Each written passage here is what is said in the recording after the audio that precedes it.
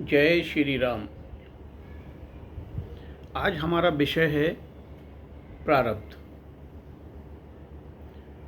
प्रारब्ध अगर हिंदी भाषा में इसका शाब्दिक अर्थ जो लिखा गया है वो है भाग्य या तकदीर। उर्दू में मुस्तकबिल कहते हैं, इंग्लिश में डेस्टिनी भी कह सकते हैं, और प्रारब्ध का विलोम होता है अनारब्ध यानी दुर्भाग्य। प्रारब्ध, सबसे पहले हम ये जाने प्रारब्ध है क्या। प्रारब्ध हमारे इस जन्म में किए जा रहे कर्म जो भूत हो चुके, यानी कि जिनको वर्तमान में से पहले हो चुके, जब से हमने जन्म लिया है उससे अब तक जो समय निकल गया, वो है हमारे संचित कर्म। और उन संचित कर्मों में से इस मृत्यु के दिन तक उपभोग करने के बाद जो कुछ भी संचित कर्म रह जाते हैं वो बन जाते हैं प्रारब्ध, और वो कैरीड ओवर होते हैं अगले जन्म में। उनको वहाँ जाके कहते हैं प्रारब्ध। यानी यूँ समझें कि ये कर्म तीन तरह के होते हैं। एक होते हैं क्रियमाण कर्म, दूसरे हैं संचित कर्म, और तीसरे हैं प्रारब्ध। क्रियमाण कर्म जो हम वर्तमान में कर रहे हैं, संचित कर्म जो इस कर्म में हम इस जन्म में हम कर चुके वर्तमान से पहले जन्म के बाद, और प्रारब्ध जो पूर्व जन्म में को लेकर आए हैं, पूर्व जन्म के कर्मों का फल जो हम लेकर आए हैं वो है हमारा प्रारब्ध। भारत सरकार का एक संविधान है जिसके अनुसार ये देश चलता है। प्रत्येक देश का होता है, प्रत्येक व्यक्ति के घर का भी एक संविधान सा होता है, एक व्यवस्था। संविधान मीन्स व्यवस्था। एक व्यवस्था होती है जिसके अनुसार उसको चलाया जाता है। हमारे संविधान में आर्टिकल हैं 448। संविधान को बने केवल अभी 75 वर्ष ही हुए हैं, और 75 वर्षों में न जाने कितने एडिशंस, डिलीशंस, रिवीजन्स, ऑल्ट्रेशंस हो गए देश काल परिस्थिति के अनुसार। लेकिन इस विश्व को, इस ब्रह्मांड को, इस पूरी सत्ता को, जो प्रभु की सत्ता है, इसको चलाने का भी एक सिद्धांत है, और जो है कर्मफल सिद्धांत।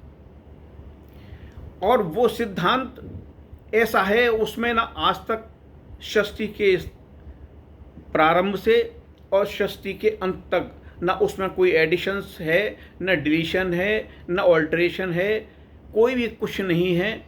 इतना पक्का, इतना मजबूत, इतना सही, इतना तार्किक बना हुआ है कि जो कोई कहीं भी कोई क्वेश्चन मार्क लगाने की आवश्यकता नहीं है। हर कर्म का एक नियत फल है जिसको केवल प्रभु जानते हैं। कर्म करना हम जानते हैं। हमें क्योंकि मनुष्य बना के इतना विवेक दिया गया है। मनुष्य 84 लाख योनियों में सबसे श्रेष्ठ योनियों में एक योनि मानी जाती है। यानी 83,99,999 के बाद जो योनि प्राप्त होती है वो मनुष्य की है 84 लाख में। इससे पहले जितनी संख्या मैंने बताई उतनी योनियां और हैं। उन योनियों का भी वर्गीकरण है हमारे पद्म पुराण के षष्ठी खंड में। इसका पूरा विवरण दिया गया है। उसमें बताया गया है कि इन 84 लाख योनियों का भी एक वर्गीकरण है, जिसमें पानी के जीव जंतु 9 लाख, पेड़ पौधे 20 लाख, कीड़े मकोड़े 11 लाख, पक्षी 10 लाख, पशु 30 लाख, देवता दैत्य दानव 4 लाख, कुल मिला के 84 लाख। इतने जन्मों में या इतने वर्गों में हमें घूमना पड़ता है। 83,99,999 बाद तब कहीं जाकर ये मनुष्य की योनि हमें प्राप्त होती है। मनुष्य की योनि एक ही बार नहीं मिलती। ऐसा नहीं है कि बस अब की बार हम मनुष्य हो गए हैं, तो हम जो चाहें सो ले लें, कर लें, सब कुछ हो जाए। हमें रिपीटिशन से हो सकते हैं, ये हमें दोबारा तिबारा दसियों बार, लाखों बार मिल सकती है, लेकिन वो सब कुछ आधारित है हमारे कर्म फल के आधार पर। जैसा कर्म करेंगे वैसा फल तुरंत प्रभु के, एक वैज्ञानिक भाषा में कहें तो कंप्यूटर में सब फीड होता जाएगा। ये प्रभु ने हमें एक शरीर रूपी हार्डवेयर दिया है, इसमें उन्होंने आत्मा रूपी एक ऑपरेटिंग सिस्टम, एक सॉफ्टवेयर इसमें प्रवेश कराया है, जो कि हर चीज़ का हिसाब किताब रखता है। और जब भी इस हार्डवेयर से वो सॉफ्टवेयर अलग होता है, उसी को हम मृत्यु कहते हैं। और वो सॉफ्टवेयर फिर कहीं दूसरी जगह प्रवेश कर जाता है अपने संचित कर्मों की पोटली को लेकर, जो कि वहाँ जाके प्रारब्ध बन जाते हैं। अब कभी कभी प्रश्न ये आता है सामने कि कोई भी अमुक आदमी है, ईश्वर की कृपा से बहुत कुछ धनाढ़ है, सब कुछ ईश्वर ने दिया है और खूब आनंद से जीवन व्यतीत कर रहा है, लेकिन प्रत्यक्ष में उसके सभी कर्म बिल्कुल असामाजिक हैं, घोर तामसी वृत्तियों का है। जो भी कहें, जैसे भी जितने भी अनैतिक कर्म हैं वो कर रहा है, लेकिन बड़ा जीवन आनंद में गुजर रहा है। और एक व्यक्ति जो दिन रात कभी कोई अनैतिक कर्म प्रत्यक्ष में हमें नहीं दिखाई देते, उसके सब कुछ ठीक ठाक है, हर वक्त भगवान के भजन में, हर वक्त प्रभु के स्मरण में, हर वक्त एक दूसरे की सहायता करने में तत्पर रहता है, उसको इतनी तकलीफ़ है कि असहनीय है। तो ये कुछ बात समझ में नहीं आई, ये किस तरीके से संभव है। एक संचित कर्म का फल भी है, हमने देखा अच्छा भी किया, हमें दृष्टि यहाँ तक जाती है, हमने तो कोई ख़राब काम नहीं किया, तो फिर हम ये काय बात का इतना दंड भोग रहे हैं, क्यों हम इतने परेशान हैं। हाँ, इसको समझने के लिए आपको ये समझना होगा कि वर्तमान में जो हम क्रियमाण कर्म कर रहे हैं, वो कर्म का फल हमें अभी नहीं मिलेगा। अभी तो हमारा जो प्रारब्ध पीछे से पूर्व जन्म के संचित कर्मों का जो प्रारब्ध बन गया था, उसके अनुसार जो फल है वो हम उसको एनकैश कर रहे हैं, प्राप्त कर रहे हैं। और संचित कर्म धीरे धीरे एक तरफ इकट्ठे होते जा रहे हैं, लेकिन प्रारब्ध के साथ में संचित कर्म का फल भी काम करता है। वो कैसे करता है, मैं आपको इस चीज़ को थोड़ा और इजी करने के लिए एक दृष्टांत देता हूँ।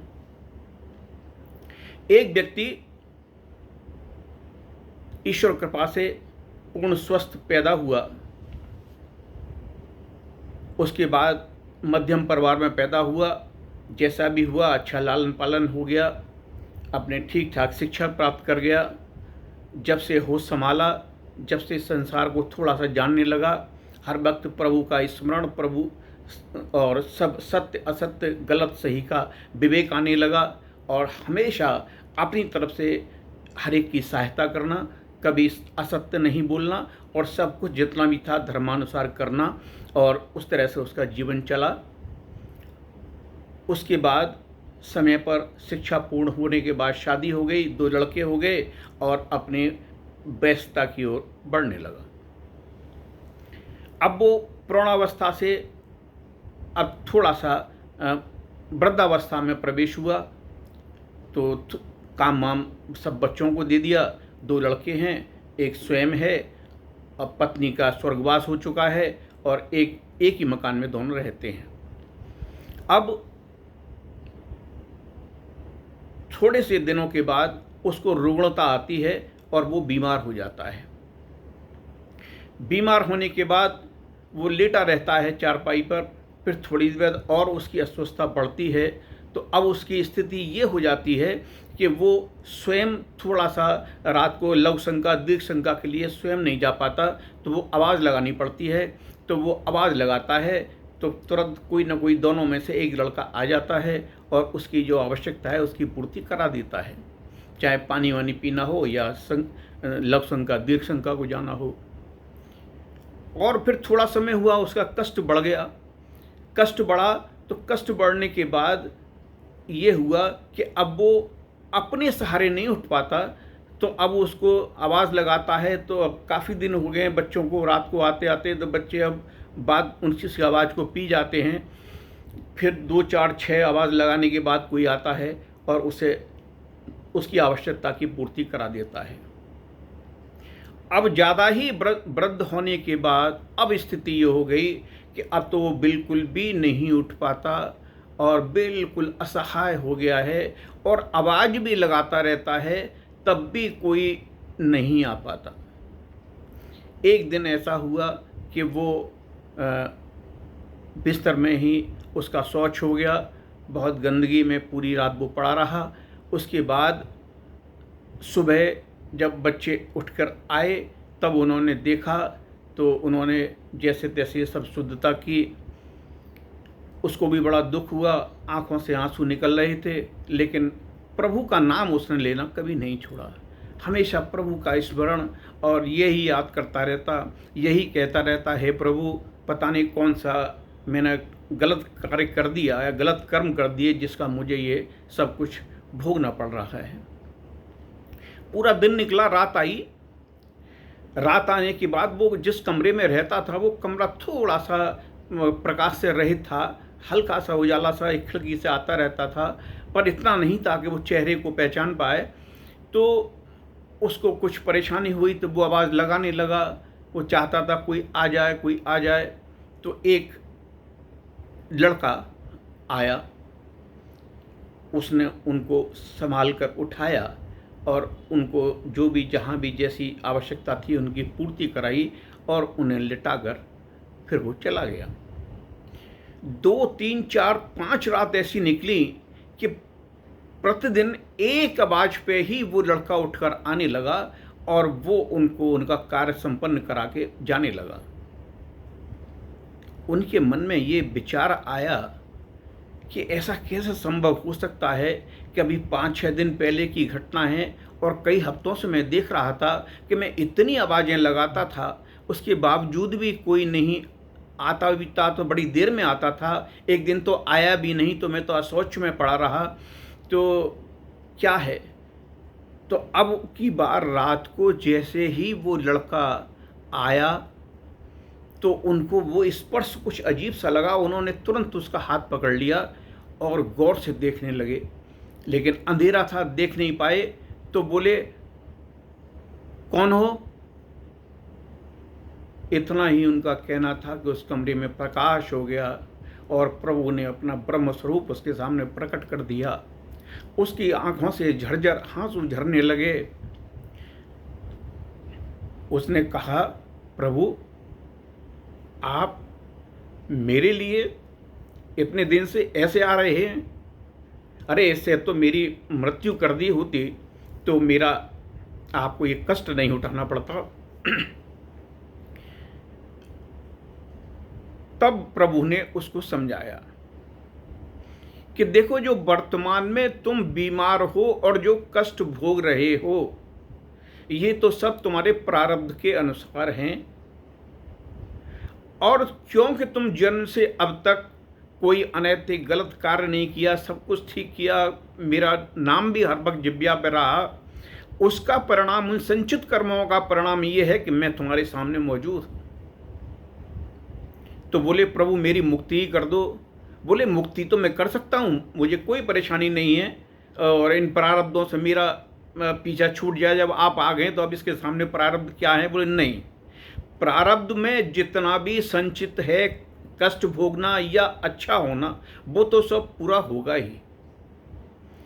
तो मैं, क्योंकि तुम मेरे भक्त हो, इसलिए मैं ये नहीं चाहता था कि तुम्हें मृत्यु दे दूं, इस कष्ट से मुक्त कर दूं, क्योंकि फिर वो प्रारब्ध की बची हुई पोटली अगले जन्म में तुम्हारे साथ चली जाएगी। संचित कर्म की पोटली तो बढ़िया बनी ही गई है, उसको तो तुम अगले जन्म में पूर्ण रूप से भोगोगे ही, बढ़िया आनंद लोगे। लेकिन जो प्रारब्ध की पहली थोड़ी सी पोटली और बची है, तो मैं ये चाहता हूँ कि वो यहीं खर्च हो जाए और उसके बाद जब दूसरे जन्म में प्रवेश करो, इस संचित कर्म, इस जन्म के संचित कर्मों के फल की पोटली को जो साथ ले जाओ, उससे तुम आनंद करो। तो कोई बात नहीं है, मैं यहाँ प्रतिदिन जब भी आवश्यकता हो मेरा स्मरण करना, मैं आऊँगा और तुम्हारी सहायता करूँगा। तुरंत ही प्रभु अंतर्ध्यान हो गए। उस व्यक्ति की क्या दशा हुई होगी ये शायद आप जान सकते हैं। तो ये मैंने आपको एक छोटा तरीके से संचित कर्म, क्रियमाण कर्म और प्रारब्ध का एक परिभाषित किया, उसको बताया। जितना मेरा ज्ञान है उस हिसाब से मैंने आपको बताने का प्रयास किया। अगले टॉपिक पर मैं फिर अगले रविवार को आऊँगा, आपको कुछ न कुछ फिर प्रस्तुत करूँगा। जय श्री राम।